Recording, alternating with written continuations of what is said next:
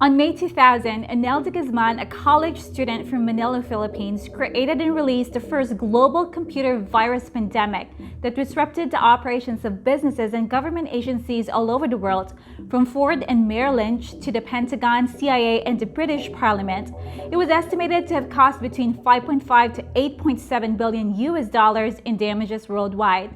In today's episode, we'll talk about what is considered the most virulent virus of all time, the Loveletter For You computer virus, also known as the I Love You virus or the Love Bug computer virus. My name is Angeline, and this is the Daily Watch.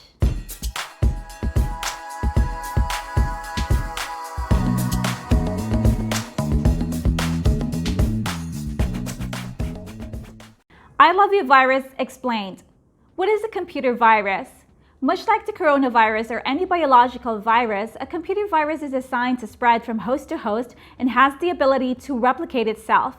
In more technical terms, a computer virus is a type of malicious code or program written to alter the way a computer operates, and that is designed to spread from one computer to another. They spread with the software documents they get attached to are transferred from one computer to another using a network, a disk, file sharing methods, or through infected email attachments.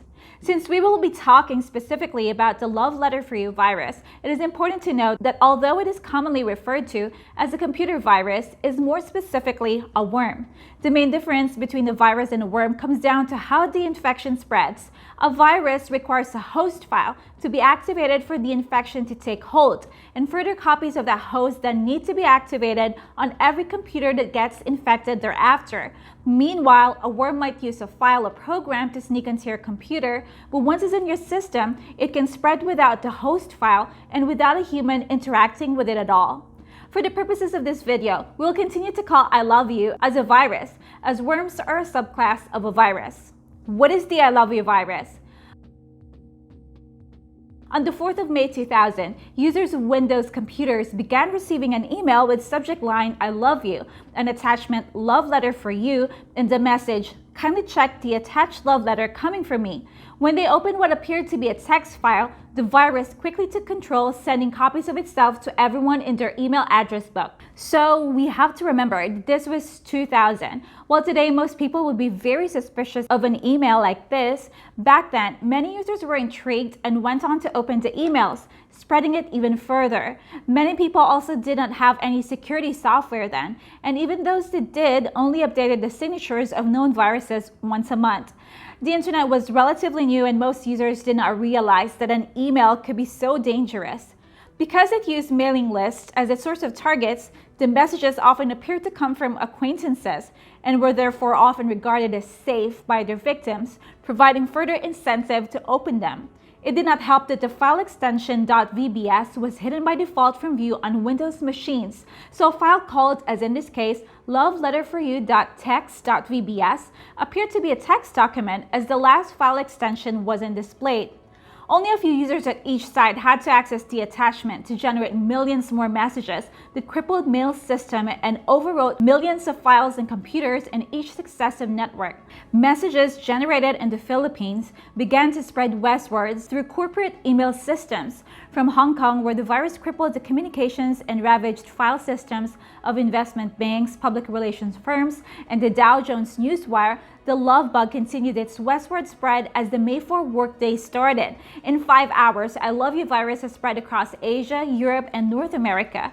Soon after starting business on May 4th, the United Kingdom's House of Commons had to take its overloaded email servers offline, as did the Ford Motor Company and even Microsoft, whose Outlook software was the primary means of spreading the virus.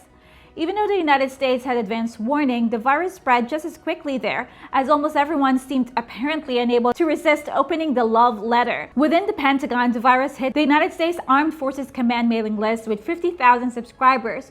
From there, almost every major military base in the country had their email services crippled and forced offline for hours as the problem was fixed. To protect themselves, the Pentagon, CIA, the British Parliament, and most large corporations decided to completely shut down their mail systems. More than 45 million Windows PCs were thought to have been affected. The outbreak was later estimated to have cost 5.5 to 8.7 billion US dollars in damages worldwide, and estimated to cost $15 billion to remove the worm.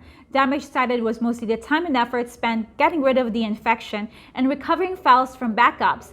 At the time, it was one of the world's most destructive computer-related disasters ever. The ILOVEYOU virus was so effective that it held the Guinness World Record as the most virulent virus of all time. How was ILOVEYOU virus fixed?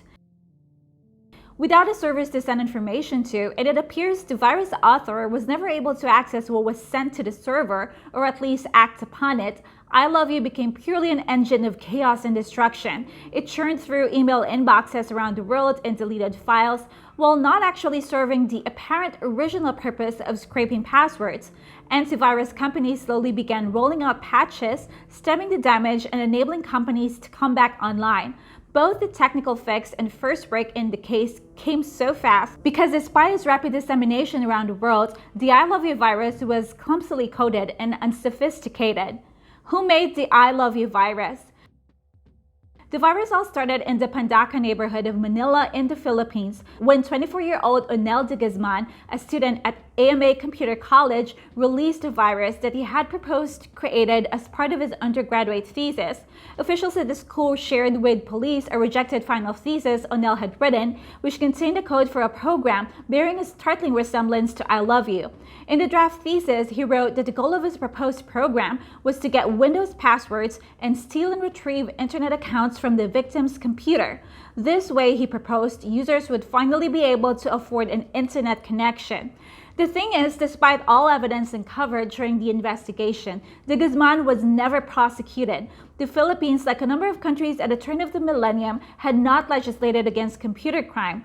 While Philippine lawmakers did rush through a law criminalizing computer hacking soon after the ILOVEYOU incident, it could not be applied retroactively.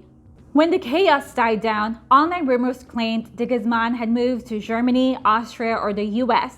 Some claimed he had been recruited by Microsoft following the outbreak. All proved to be untrue. These days, de Guzman actually spends his time running a mobile phone repair shop in Manila. He says he regrets writing the virus as well as the infamy it brought upon him. ILOVEYOU virus aftermath. After the spread of the ILOVEYOU virus, several copycats emerged with messages such as very funny, joke, Mother's Day, or even virus alert. The love bug and its variants would cost some $10 billion of damage, the FBI later estimated, before updates to antivirus software and email clients reined them in.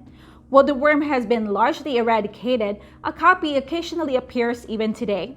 To this day, ILOVEYOU virus remains one of the farthest reaching viruses after striking millions of machines and countries around the world. That's it for today. If you liked today's video or learned anything new, press the like button, subscribe, and ring the bell to get the latest content from the Daily Watch. See you next time.